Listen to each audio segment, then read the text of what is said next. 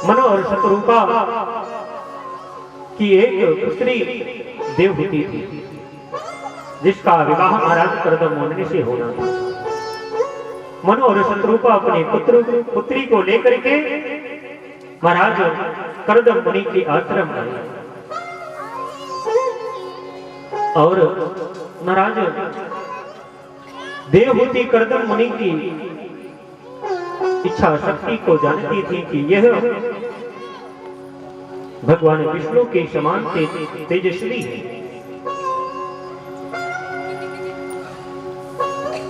पहले देवियां सर्वप्रथम वर को चुनती थी जो बड़ा तपस्वी होता था। यदि वो ना करते तब राजा से विवाह करते। लेकिन अब की देवियां अगर कह दिया जाए कि पंडित जी शादी कर लो, अरे सीधा बटोरने वाले पंडित जी से हम शादी करेंगे क्या? हमारा तो साहब टाई वाला होना चाहिए महाराज, और अगर उसके ऊपर लाल बत्ती चल जाए, 2-4 गार्ड रह जाए, तब क्या बात है। लेकिन पहले की देवियां संत को चुनती थी, जानती थी उनके पास में सारा ऐश्वर्य है। और महाराज करदम मुनि के पास में जाकर के महाराज मनु ने प्रणाम किया करदम जी को और बोले, प्रभु आप मेरी इस पुत्री का पाणी ग्रहण करें।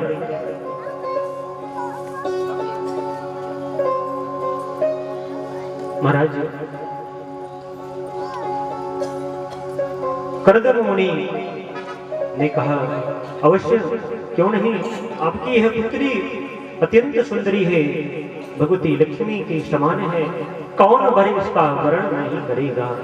लेकिन महाराज मेरी एक शर्त है। क्या? मैं विवाह तभी करूंगा जब आपकी पुत्री मेरी शर्त को मानेगी। जब तक इसकी कोई संतान नहीं हो जाएगी तब तक मैं गृहस्थ का सुख भोगूंगा, और जैसे ही कोई संतान इसको हुई कि मैं गृहस्थ सुख नहीं भोगूंगा। महारानी देवहूति स्वीकार की। और अब बात आई कि जो वर देखने जाते हैं और अपनी कन्या का व्याख्यान करते हैं। महाराज मनु ने कहा कि मेरी कन्या कैसी है, आइए सुनते हैं। प्रिया व्रतोत्यान पादो स्वामेव दुहता मम अक्षिन्न पति युक्तम वयम शील गुणादभि। महाराज यह प्रिय व्रत और उत्तान पाद की बहन है और यह शील और गुण से युक्त है। महाराज गृहस्थ कार्यों में दक्ष है, सब कुछ जानती है गृहस्थ कार्य को, और आपको पति के रूप में पाने के लिए ये हम सब इसको ले आए हैं। यह अवश्य विवाह करना चाहती है। महाराज करदम मुनि ने कहा, अवश्य। और महाराज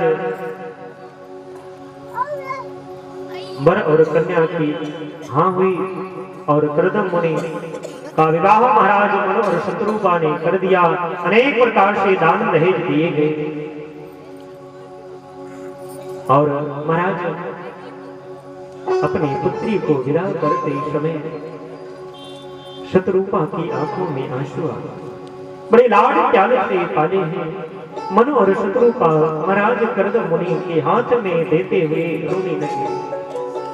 हे महाराज, मेरी पुत्री का आप वर्ण कर रहे हैं, मैंने बड़े लाड प्यार से पाला है इसे, आप भी बड़ा लाड प्यार देना।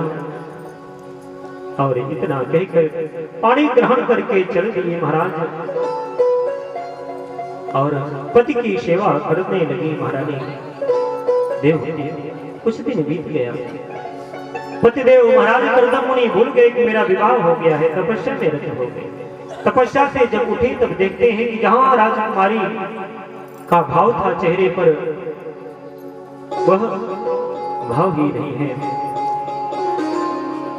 लेकिन देवी देवती अपने पति की सेवा कैसे कर रही हैं। आइए तुलसी बाबा की स्मृति को पढ़ते हैं। अब देखिए, पति और पत्नी में थोड़ा सा तालमेल कभी कभी गड़बड़ हो जाता है, लेकिन पति की जो आसन है वह आसन को बरकरार रखता है। बाबा तुलसी कहते हैं, वही नारी भव सागर नैया को पार करती है जो इस नियम का पालन करती है। ये कय व्रत ये धर्म नेमा, ये कय व्रत ये धर्म नेमा, ये कय व्रत ये धर्म नेमा, ये कय व्रत ये धर्म नेमा, आए बचने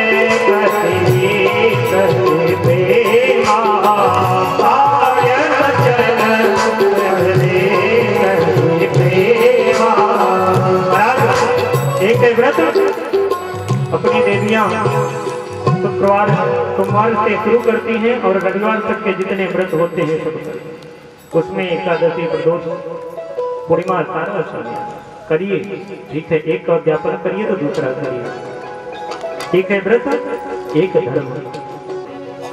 अपने पति को देवता के समान मानिए, ना देवता के समान मानिए तो एक इंसान के समान मानिए, मनुष्य के समान उतना ना मानिए तो अपने समान मानिए, लेकिन अपने से भी नीचे मत गिरा जाए। उसका एक स्थान है, पूरी कमाई महाराज आपको देता है, घूम घूम करके बैल की तरह खटता है, सारा ले आकर के आपकी गोद में डाल देता है, तो उसका एक रिस्पेक्ट बनता है। पाए वचन, पति आया, देवी जरा एक गिलास पानी ले आओ। देवी जी ने अपना हाथ दिखा दिया, महाराज अभी भी मेहंदी लगा के आई हूँ, गिलास छूंगी सारी मेहंदी खराब हो जाएगी, आप ले लीजिए ना। ऐसा नहीं, मेहंदी तो उसी के नाम से, उसी के लिए है। पाए वचन पति प्रदीप, आप जैसा भी अपना आपका पति सुखी रहे वैसे ही सुखी रखना उसका आपका कर्तव्य है। लेकिन पतियों का ऐसा मत सोचिएगा कि आपका भी कुछ धर्म कर्म होता है। बंधु विरोधी पशु दुखी नारी निरादर होए, बंधु विरोधी पशु दुखी नारी निरादर होए, ता घर लक्ष्मी ना बसे चाहे इंद्र समान न होए। बंधु विरोधी पशु दुखी, जो मेरा भाई अपने भाई बंधु का विरोधी होता है, बंधु विरोधी पशु दुखी, अपने घर में पशुओं का पालन किया है और ठीक से चारा भूसा नहीं मिल रहा है। बंधु विरोधी पशु दुखी नारी निराद होए। महाराज दूसरे के घर से आप उस कन्या को ले आए हैं और उसका निरादर कर रहे हैं। बाबा कहते हैं, ता घर लक्ष्मी ना बसे चाहे इंद्र समान न होए। महाराज उसके घर में लक्ष्मी नहीं वास करती, चाहे इंद्र के भी समान है। इसलिए अपनी जो पत्नी है, देवी है, घर में बेटी, वो सबका आदर करिए, सबका सम्मान करिए।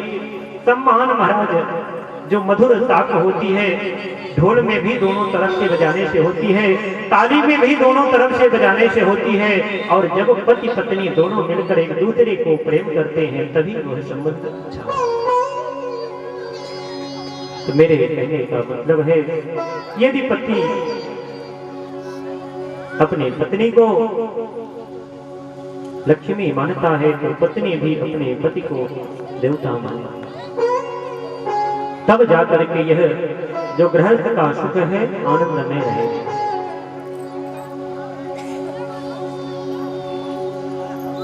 लेकिन हम ब्राह्मण की निगाह तो केवल इस चीज पे नहीं रहती, पति पत्नी सुखी रहे। पत्नी को सिखाते हैं कि आपके जो स्वामी जी माल पानी लिए हैं ना, चोरी से जो लिए हुए हैं भगवान को अर्पण कर दो।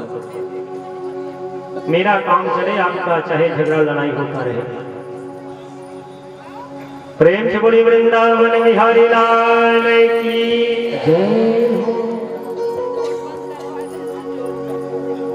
महाराज कर्दम मुनि तपस्या में रत हो गए। देवी देख रहे हैं कि पति कब मेरे ऊपर निगाह जाएगा। और जब महाराज कर्दम मुनि की निगाह देवहूति की गहरी, देवी आप बोले स्वामी मैं आपकी सेवा बस कर रही थी, देख करके बड़ी दया आई। और तुरंत महाराज विष्णु के समान थे कर्दम मुनि, तुरंत अपनी माया शक्तियों को प्रवर्तित किया। एक सुंदर सा महल बन गया, उपवन बन गया। और उस उपवन में अनेक प्रकार से पशु पक्षी आ गए। और सारी देवियों को महाराज कर्दम ने आदेश दिया कि मेरी पत्नी को खूब सजाया जाए। जाकर के महाराज चित्र के सागर में स्नान कराया गया, गुलाब के सागर में स्नान कराया गया, गंगा जल में स्नान कराया गया। अनेक प्रकार से औषधियों से महारानी देवहूति को स्नान कराया गया। एक विमान आया, सुंदर सा विमान, सारे सामग्रियां, सुख की सामग्रियां उसमें विराजमान है। महाराज देवहूति और कर्दम मुनि घूम रहे हैं, व्रत का सुख भोग रहे हैं।